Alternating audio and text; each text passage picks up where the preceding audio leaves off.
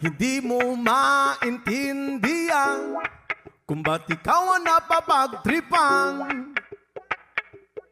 ng halik ng kamalasan.